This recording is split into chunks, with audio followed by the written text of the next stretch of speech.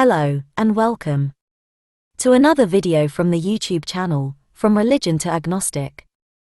Sabtechah was a son of Cush according to Genesis 10:7, 1 Chronicles 1:9. And that's all we have on Sabtechah. Next in the genealogy line we have Nimrod, the mighty hunter. Nimrod, a biblical figure according to the book of Genesis and books of Chronicles. The son of Cush, Nimrod was also described as a king in the land of Shinar, Mesopotamia. The Bible states that he was a mighty hunter before the Lord and began to be mighty in the earth. Extra-biblical traditions associating him with the Tower of Babel led to his reputation as a king who was rebellious against God. Historians have failed to match Nimrod with historically attested figures. Nimrod may not represent any one personage known to history, and various authors have identified him with several real and fictional figures of Mesopotamian antiquity, including the Mesopotamian god Ninurta, or a conflation of two Akkadian kings Sargon, his grandson Naram-Sin, 2254 to 2218 BCE, and Tukulti Ninurta I, 1243 to 1207 BCE.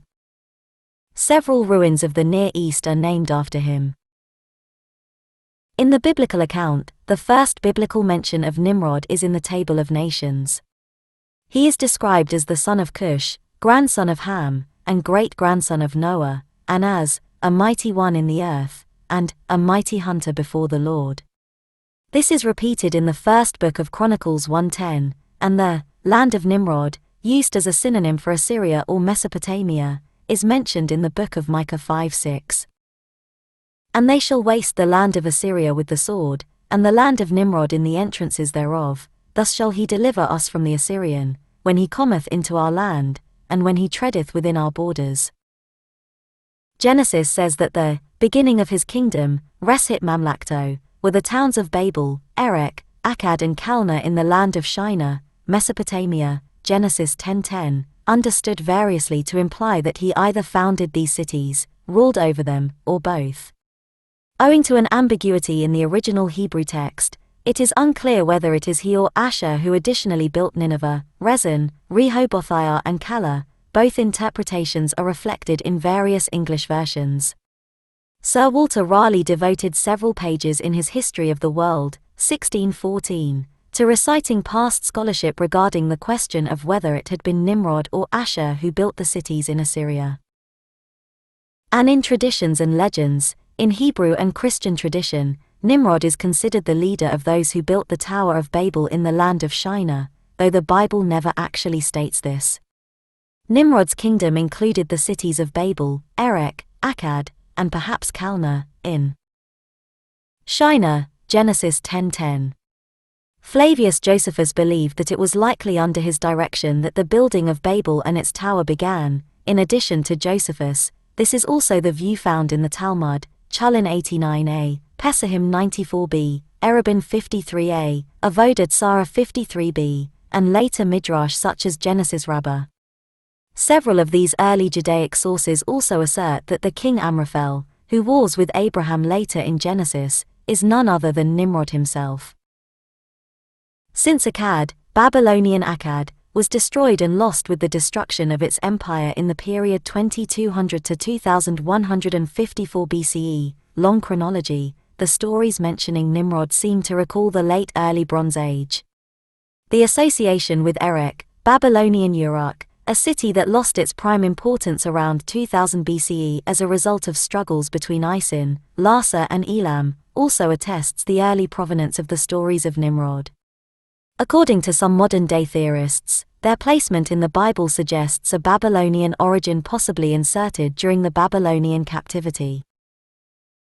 Judaic interpreters as early as Philo and Yochanan ben Zakkai, 1st century AD, interpreted a mighty hunter before the Lord, Gibbased Lipna Yahweh, literally, in the face of Yahweh, as signifying, in opposition to the Lord. A similar interpretation is found in Pseudo-Philo, as well as later in Symmachus.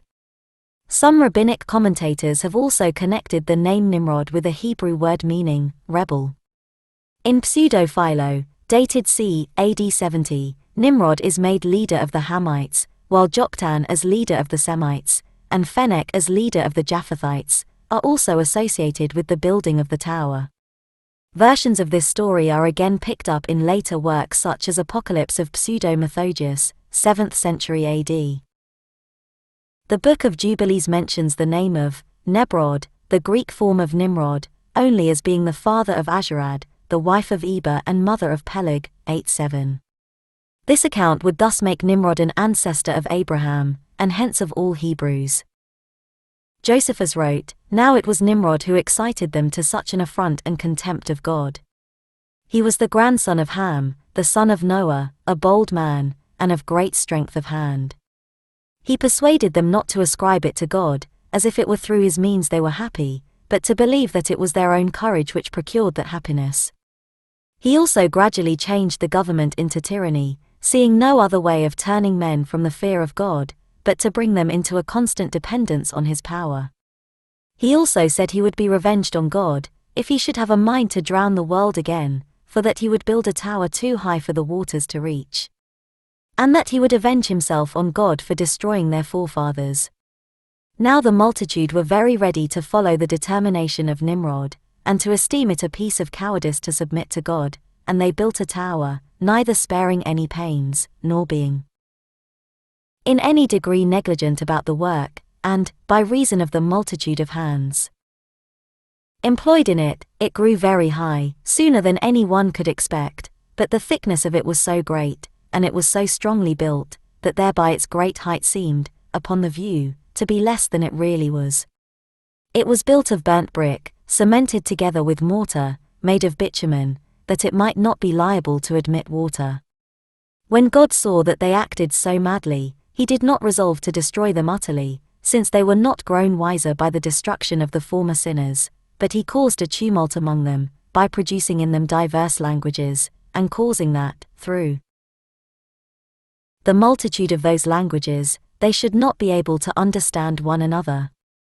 The place wherein they built the tower is now called Babylon, because of the confusion of that language which they readily understood before, for the Hebrews mean by the word Babel, confusion. An early Arabic work known as Kitab ul-Maghal or the Book of Rolls, part of Clementine literature, states that Nimrod built the towns of Hadanian, Elasar, Seleucia, Ctesiphon, Ruin, Atropatene, Tel Alan, and others, that he began his reign as king over earth when Ru was 163, and that he reigned for 69 years, building Nisibis, Raha, Edessa, and Haran when Peleg was 50. It further adds that Nimrod saw in the sky a piece of black cloth and a crown. He called upon Sasan the weaver and commanded him to make him a crown like it, which he set jewels on and wore. He was allegedly the first king to wear a crown. For this reason people who knew nothing about it, said that a crown came down to him from heaven. Later, the book describes how Nimrod established fire worship and idolatry, then received instruction in divination for 3 years from Bauniter, the fourth son of Noah. In the Recognitions, R429, one version of the Clementines, Nimrod is equated with the legendary Assyrian king Ninus, who first appears in the Greek historian Ctesias as the founder of Nineveh. However, in another version, the Homilies, H9 4-6, Nimrod is made to be the same as Zoroaster. The Syriac Cave of Treasures, c. 350, contains an account of Nimrod very similar to that in the Kitab ul-Maghal, except that Nisibis, Edessa and Haran are said to be built by Nimrod when Ru was 50, and that he began his reign as the first king when Ru was 130. In this version, the weaver is called Sasan, and the fourth son of Noah is called Yontan. Jerome, writing c. 390, explains in Hebrew Questions on Genesis that after Nimrod reigned in Babel, he also reigned in Erech, that is, in Edessa, and in Akkad, which is now called Nisibis, and in Shalan, Calneh, which was later called Seleucia after King Seleucus when its name had been changed, and which is now in actual fact called Ctesiphon. However, this traditional identification of the cities built by Nimrod in Genesis is no longer accepted by modern scholars, who consider them to be located in Sumer, not Syria.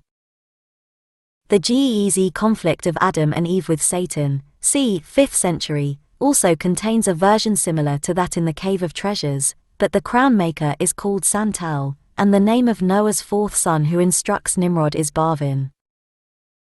However, Ephraim the Syrian, 306-373, relates a contradictory view, that Nimrod was righteous and opposed the builders of the tower.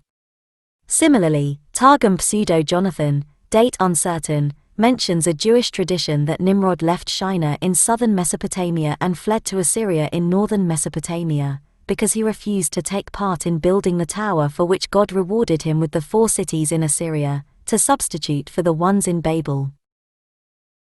Perkda Rabbi Eliezer, c. 833, relates the Jewish traditions that Nimrod inherited the garments of Adam and Eve from his father Cush, and that these made him invincible. Nimrod's party then defeated the Japhethites to assume universal rulership. Later, Esau, grandson of Abraham, ambushed, beheaded, and robbed Nimrod. These stories later reappear in other sources including the 16th century Sefer HaYashar, which adds that Nimrod had a son named Mardon who was even more wicked.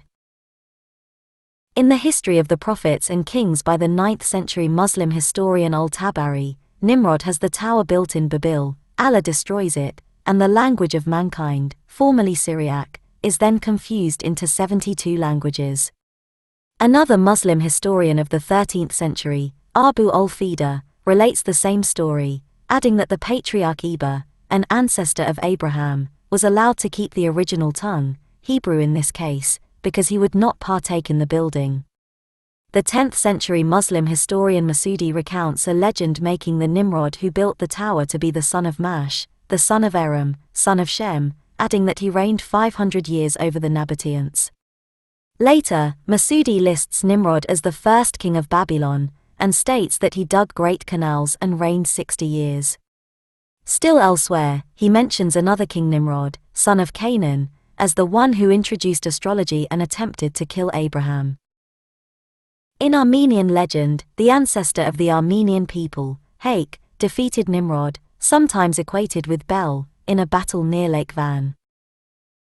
In the Hungarian legend of the enchanted stag, more commonly known as the white stag, Feha Savas, or silver stag, King Nimrod, Menrot, often described as Nimrod the giant, or the giant Nimrod, descendant of one of Noah's most wicked sons, Cam. References abound in traditions, legends, several religions and historical sources to persons and nations bearing the name of Cam, and overwhelmingly, the connotations are negative, is the first person referred to as forefather of the Hungarians.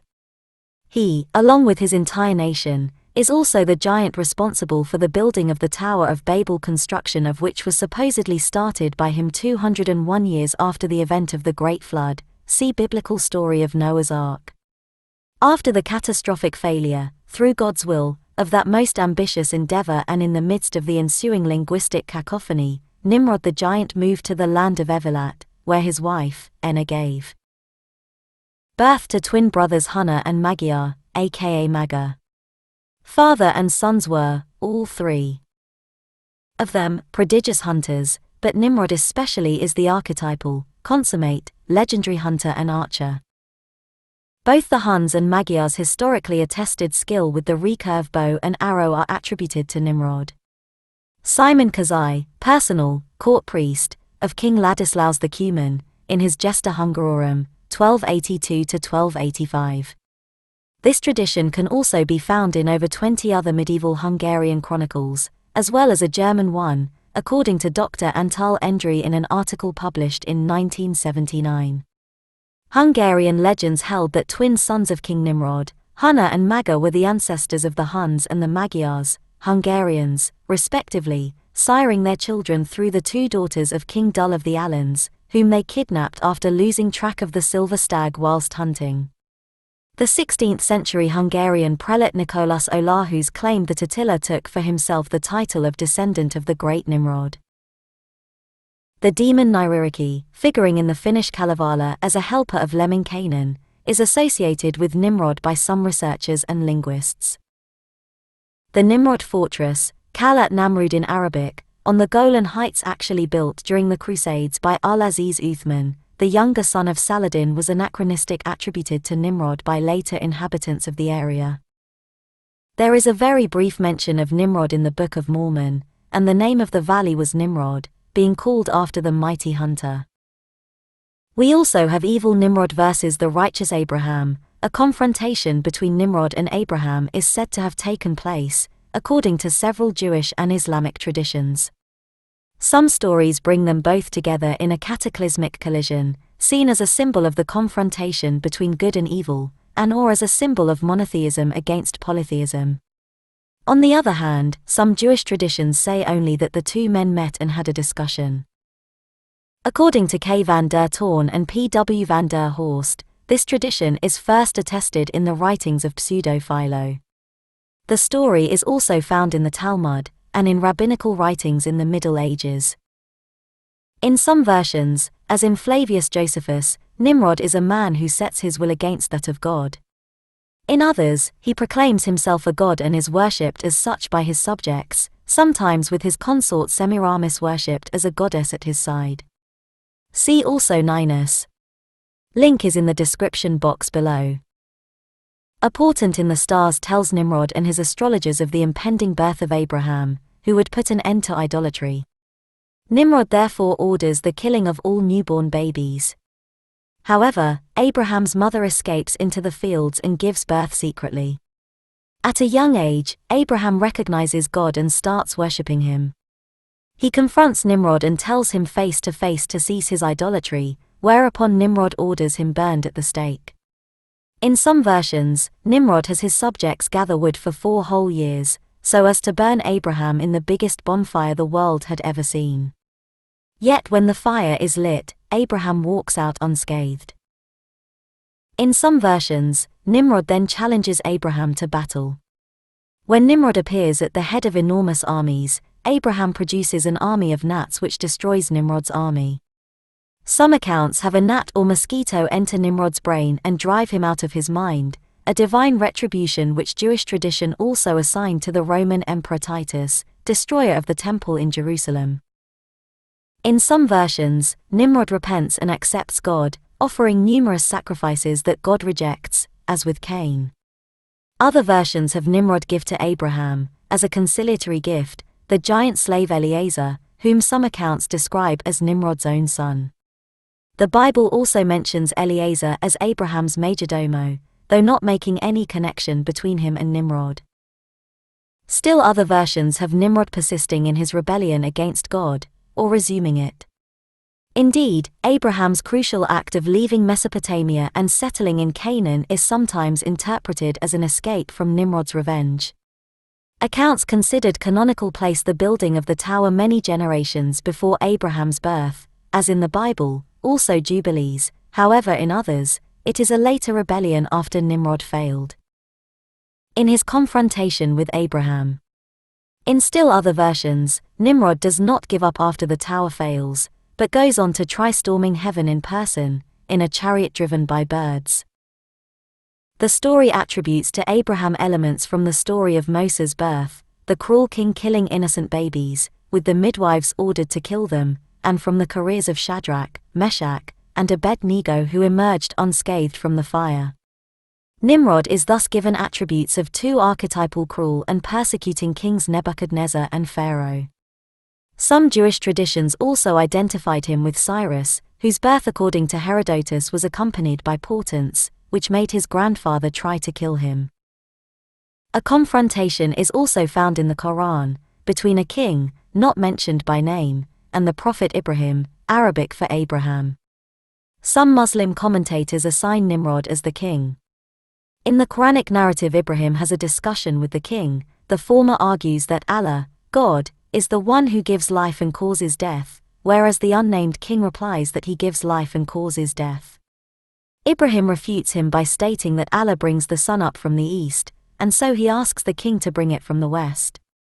The king is then perplexed and angered. The commentaries on this surah offer a wide variety of embellishments of this narrative, one of which by Ibn Kathir, a 14th century scholar, adding that Nimrod showed his rule over life and death by killing a prisoner and freeing another. Whether or not conceived as having ultimately repented, Nimrod remained in Jewish and Islamic tradition an emblematic evil person, an archetype of an idolater and a tyrannical king. In rabbinical writings up to the present, he is almost invariably referred to as Nimrod the Evil. Nimrod is mentioned by name in several places in the Bahá'í scriptures, including the Kitab al-Quran, the primary theological work of the Bahá'í faith. There it is said that Nimrod dreamed a dream, which his soothsayers interpreted as signifying the birth of a new star in heaven. A herald is then said to have appeared in the land announcing the coming of Abraham. Nimrod is also mentioned in one of the earliest writings of the Ba with tilde B, the herald of the Bahá'í faith. Citing examples of God's power, he asks, has he not, in past days, caused Abraham, in spite of his seeming helplessness, to triumph over the forces of Nimrod? The story of Abraham's confrontation with Nimrod did not remain within the confines of learned writings and religious treatises, but also conspicuously influenced popular culture. A notable example is Cuando el Rey Nimrod, When King Nimrod, one of the most well-known folk songs in Ladino, the Judeo-Spanish language, apparently written during the reign of King Alfonso X of Castile. Beginning with the words, when King Nimrod went out to the fields, looked at the heavens, and at the stars, he saw a holy light in the Jewish quarter, a sign that Abraham, our father, was about to be born. The song gives a poetic account of the persecutions perpetrated by the cruel Nimrod and the miraculous birth and deeds of the Savior Abraham. In the Islamic narrative we have. According to the Islamic narrative, Abraham, has a series of discussions with Nimrod, Namrud in Islamic texts. The Quran states, have you not considered him who had an argument with Abraham about his Lord, because God had given him the kingdom, i.e. he was prideful? Abraham says, my Lord is he who gives life and causes death. The king answers, I give life and cause death. At this point some commentaries add new narratives like Nimrod bringing forth two men, who were sentenced to death previously.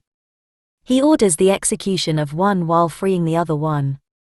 Then Abraham says, indeed, God brings up the sun from the east, so bring it up from the west. This causes the king to exile him, and he leaves for the Levant. Although Nimrod's name is not specifically stated in the Quran, Islamic scholars hold that the king mentioned was him. Two other sections of the Quran narrate Abraham's dialogues with Nimrod and his people, specifically around the verses of Surah Al-Anbiya 21:68 and Surah Al-Ankabut 29:34, where Abraham was thrown in the fire but emerged unharmed through Allah's mercy. Other traditional stories also exist around Nimrod, which have resulted in him being referenced as a tyrant in Muslim cultures. According to Mujahid ibn Jabir, four people gained control over the earth, east and west, two believers and two disbelievers. The two believers were Sulayman in Islamic texts, and Dhul Qarnayn, and the two disbelievers were Nebuchadnezzar and Nimrod. No one but they gained power over it. And then according to the text of the Midrash Rabbah version we have. The following version of the confrontation between Abraham and Nimrod appears in the Midrash Rabbah, a major compilation of Jewish scriptural exegesis.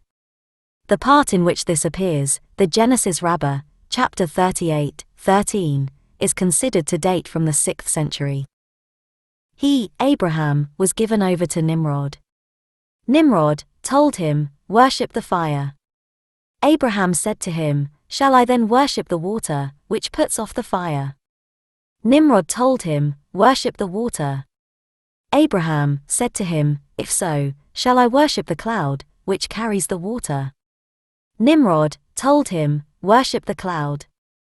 Abraham said to him, if so, shall I worship the wind, which scatters the clouds? Nimrod said to him, worship the wind. Abraham said to him, and shall we worship the human, who withstands the wind? Said Nimrod to him, you pile words upon words, I bow to none but the Euro, in it shall I throw you, and let the God to whom you bow come and save you from it. Haran, Abraham's brother, was standing there. He said to himself, what shall I do?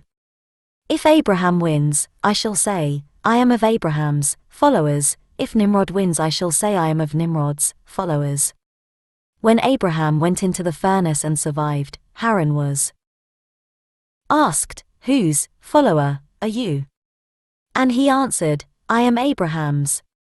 Then they took him and threw him into the furnace, and his belly opened and he died and predeceased Terach, his father. The Bible, Genesis 11:28, mentions Haran predeceasing Terach, but gives no details. Then there is The Two Babylons, the book The Two Babylons, 1853, by the Christian minister Alexander Hislop.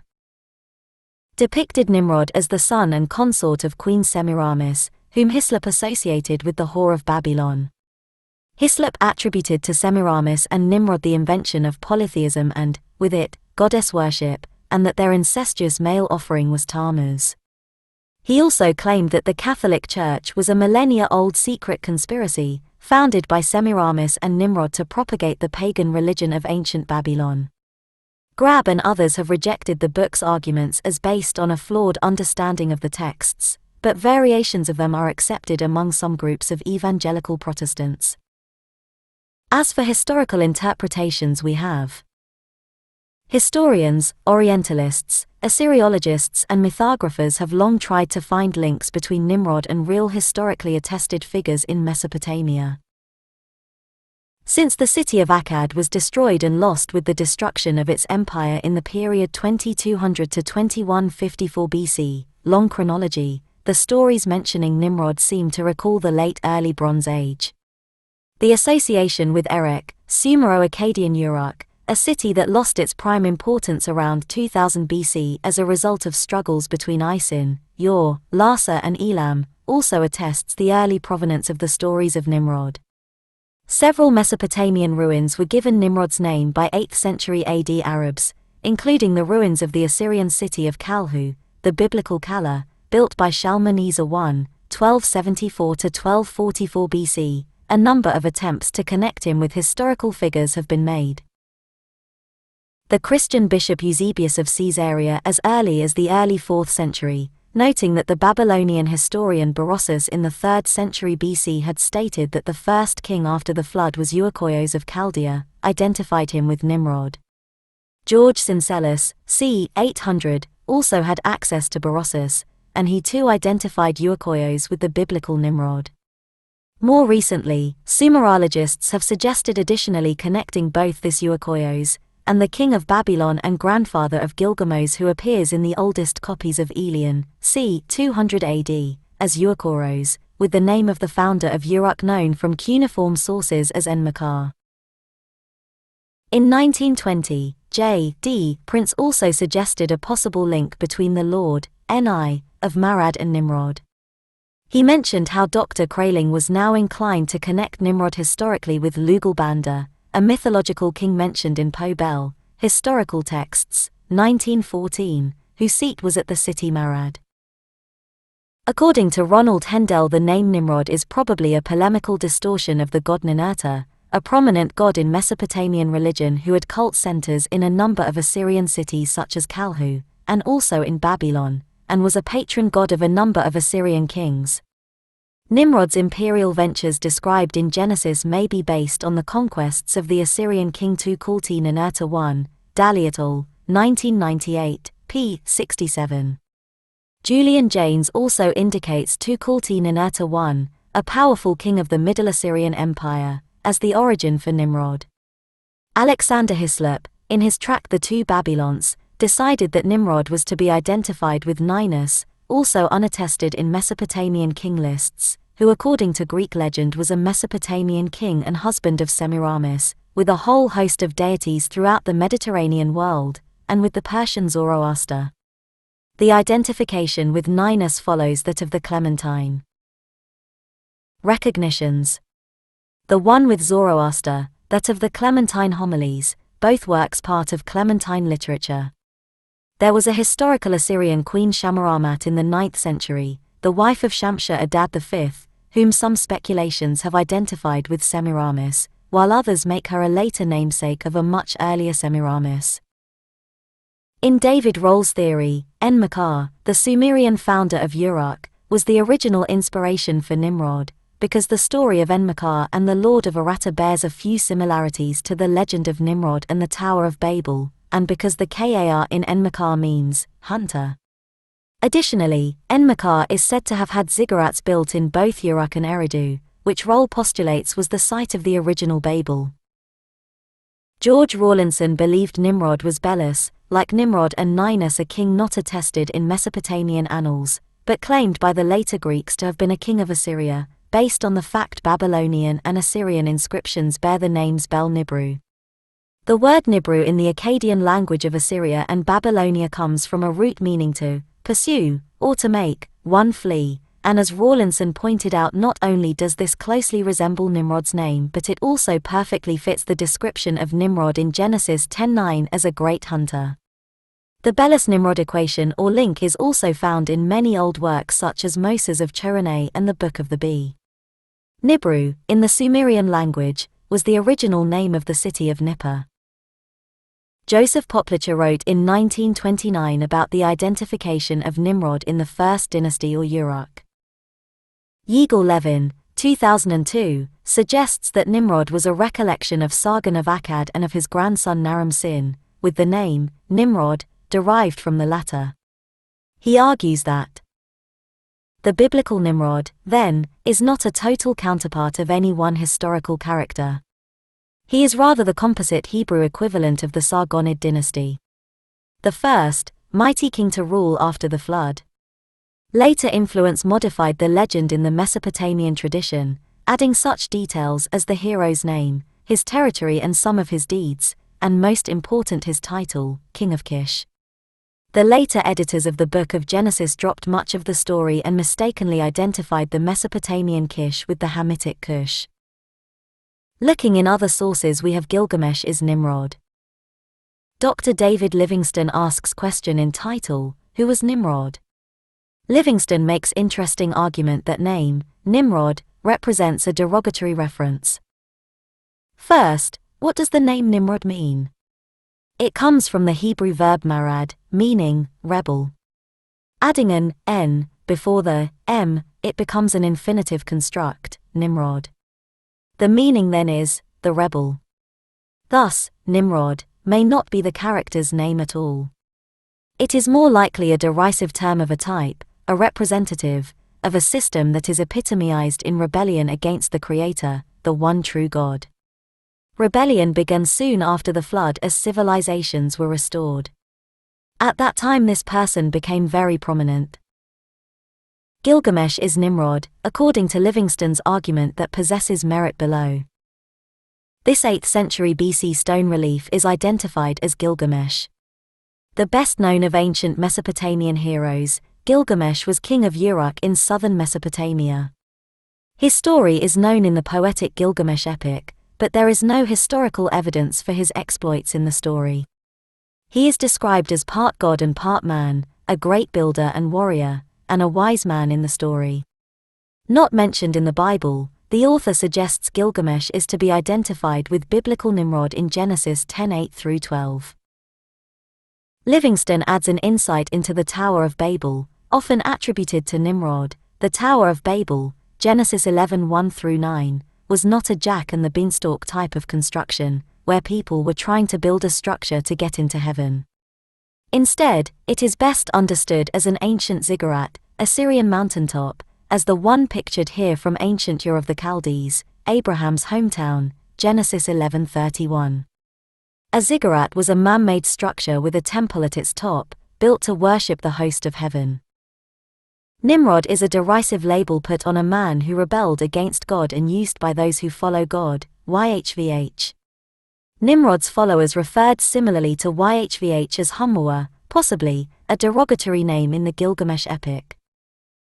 Because of the parallels between Gilgamesh and Nimrod, many scholars agree that Gilgamesh is Nimrod.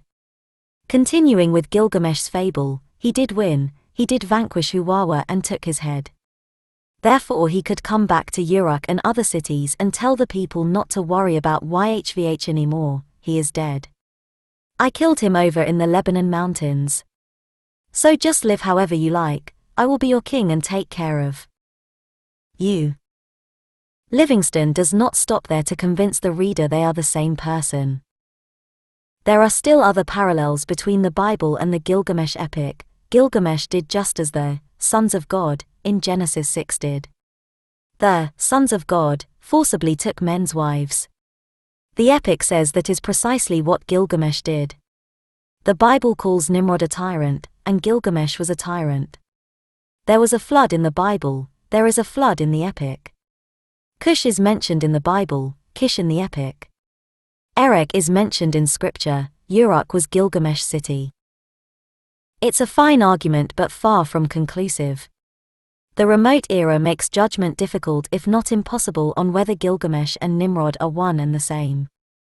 Livingston does succeed in making his comparison appealing. Was Nimrod's Tower of Babel actually Gilgamesh's ziggurat? Alrighty, and that will do it for this video. Catch you on the next one. Have a great day, and be safe. If you enjoyed this video, please think about subscribing, as well as hitting the like and sharing would help out a lot. Thank you all, and may the gods guide you in your journey. Stay blessed.